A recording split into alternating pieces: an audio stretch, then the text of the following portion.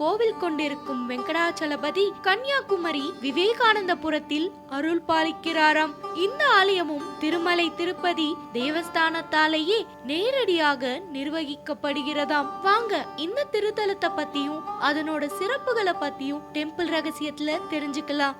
முக்கடலும் சங்கமிக்கும் தென்முனையில் அன்னை உமையவள் கன்னியாக குமரியாக எழுந்தருளிய நித்திய தவம் இருக்கும் திருத்தலமே கன்னியாகுமரி. குறிஞ்சி, முல்லை, மருதம், நெய்தல் என 4 வகை நிலப்பகுதிகளையும் தன்னகத்தே கொண்டது. அதுபோல இங்கு பெண் சித்தர் மாயம்மா திருமடம், குகநாதீஸ்வரர் திருக்கோவில், காசி விஸ்வநாதர் ஆலயம், குமரி பகவதி அம்மன் திருக்கோவில்களும் அமைந்துள்ளன. சுவாமி விவேகானந்தர் குமரிக்கு விஜயம் செய்த போது குமரி அன்னையை தரிசித்து கடலுக்குள் சிறிது தூரம் நீந்தி சென்று அங்குள்ள பாறையில் தியானம் செய்தாராம். இத்தகைய அருள் வழங்கும் ஆன்மீக பூமியில் திருவெங்கடம் வெங்கடாச்சலபதியும் எழுந்தருளி இருக்கிறார் என்பதுதான் தனிச்சிறப்பாகும். திருமலை திருப்பதியில் கோவில் கொண்டிருக்கும் வெங்கடாச்சலபதி கன்னியாகுமரி விவேகானந்தபுரத்தில் அருள் பாலிக்கிறாராம். திருப்பதியில் வெங்கடாச்சலபதிக்கு நடைபெறும் அன்றாட வைபவங்களும்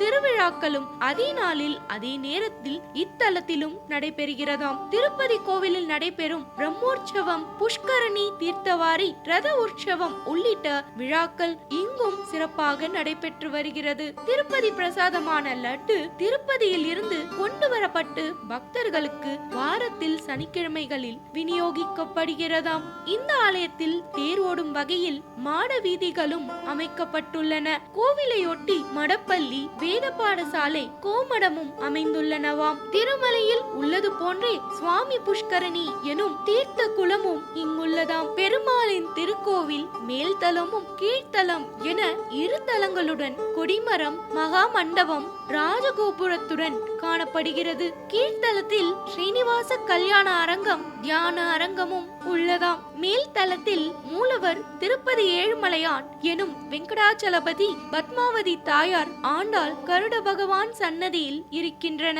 மேலும் கருவறையில் மூலவர் வெங்கடாச்சலபதியின் திருப்பாதத்தில் ஆண்டுதோறும் ஏப்ரல் மாதம் 14ஆம் தேதி சித்திரை விழா நாளில் சூரிய ஒளி விழும் வகையில் சிறப்பாக ஆலயம் கட்டடம் அமைக்கப்பட்டுள்ளது.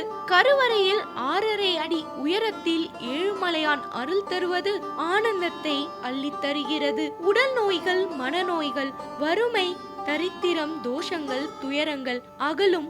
இத்தல வெங்கடாச்சலபதியை தரிசித்து கருவறை தீபத்தில் பசுனை சேர்த்து தொடர்ந்து வழிபட்டு வந்தால் அனைத்து இன்னல்களும் விலகி இன்பங்கள் ஏற்படுமாம். முடிக்காணிக்கைகள் செலுத்த இங்கு தனி மண்டபமும் அமைக்கப்பட்டுள்ளனவாம். ஆனந்த வாழ்வருளும் தென்குமரி திருமலையை வழிபட்டு நாமும் அருள் பெறுவோம்.